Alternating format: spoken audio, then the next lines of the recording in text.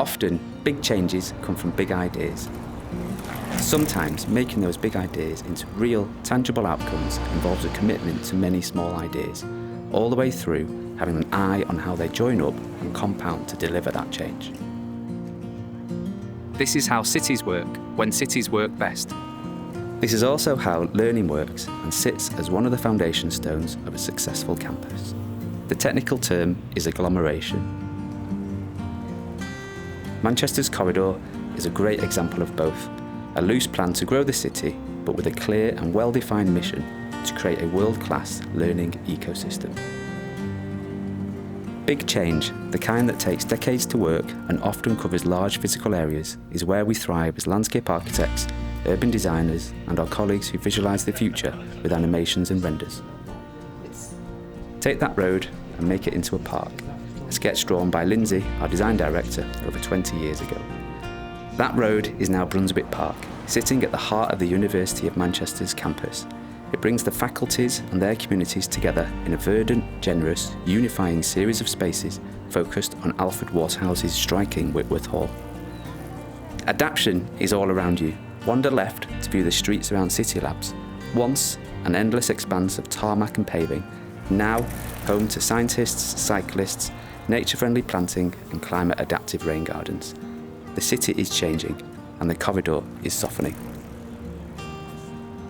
Whilst both the Manchester University and the Manchester Metropolitan University have been making, adjusting and growing their campus plans over the centuries, our work began almost 20 years ago, with a modest space outside the dramatic MMU Student Hub and Business School. It was our first, but not last, commission on the corridor with FCB Studios.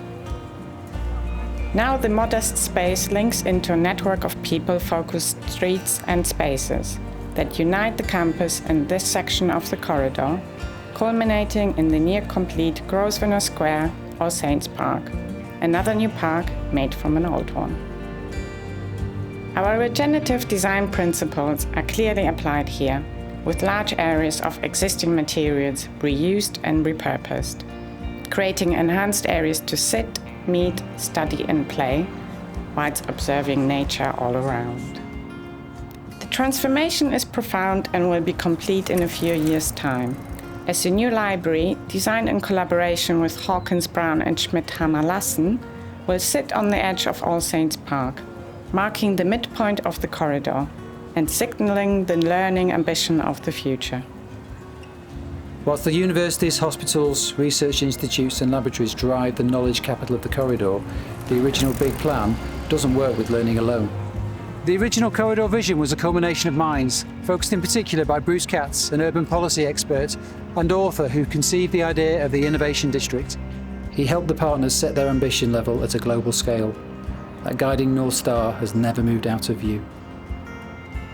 Circle Square is the landmark neighbourhood that completes this emerging city district on a site once home to the BBC in Manchester.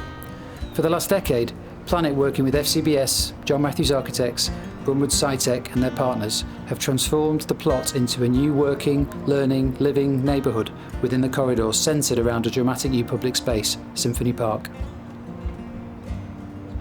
Rising gracefully at either end to accommodate leisure uses below and seating terraces above, the park unites the buildings, routes, ground floor users and Circle Square community.